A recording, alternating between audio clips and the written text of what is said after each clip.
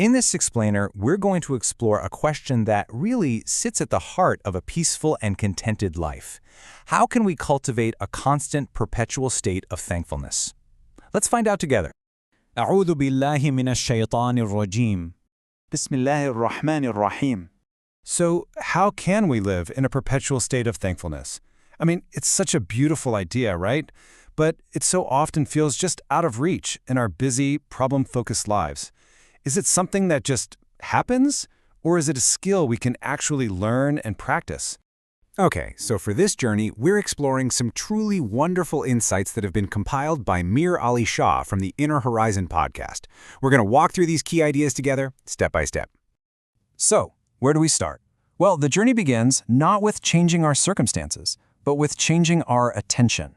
The very first step is simply awareness. It's all about learning how to shift our inner gaze. Now, what's really interesting here is that from the get-go, we're kind of working against our own wiring. Our minds have what psychologists call a negativity bias. Think of it like a survival mechanism, always scanning for what's wrong, for threats, for problems. But in our modern world, this can leave us feeling like something is always wrong, even when so much is right. So, how do we counter this default setting? By consciously, deliberately noticing the small, constant blessings we so often take for granted. Just think about it for a second. The very breath you're taking right now, your health, which allows you to listen to this, the safety of having a roof over your head. I mean, these aren't small things at all. They are the absolute foundation of our lives.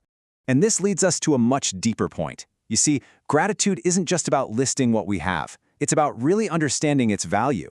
And we often value things the most when we consider the possibility of losing them. Now, this isn't about being negative. Not at all. It's about gaining perspective on just how precious these gifts really are. This profound advice from the Prophet Muhammad, peace be upon him, is just a masterclass in perspective. It teaches us to anchor our sense of well-being, not by chasing what others have, but by deeply appreciating what we've been given.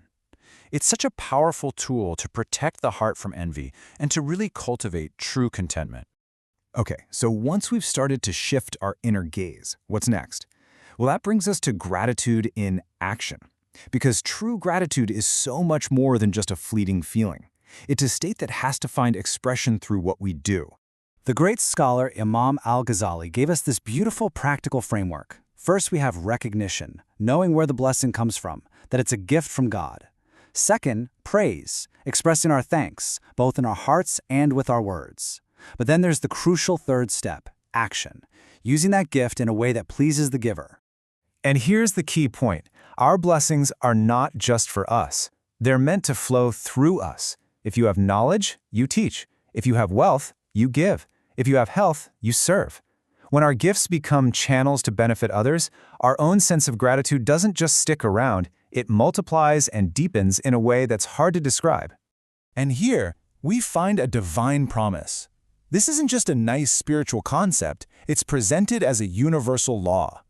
Gratitude aligns our hearts with divine generosity. When we acknowledge our blessings and use them well, we actually open the door to receive even more. It becomes this beautiful upward spiral. Now we arrive at what is maybe the most profound level of thankfulness, and that's finding gratitude not just when things are easy, but also in times of difficulty. This is where true spiritual maturity is forged. Just look at this comparison here. While blessings bring us things like comfort and joy, trials often bring something else just as valuable. They awaken us, they force us to grow, and they grant us a kind of wisdom we just couldn't have gained otherwise. True gratitude means trusting that even in hardship, there's a hidden gift of purification or growth unfolding. You know, so much of our discontent comes from our minds living somewhere else, either stuck regretting the past or worrying about the future. But blessings, they only exist right here, right now. Gratitude requires presence. It's about anchoring our awareness in this very moment so we can actually experience the gifts that are already here. So how do we make all of this a reality in our own lives? Let's bring it all together with a simple, practical way to start weaving this awareness into the fabric of our day-to-day.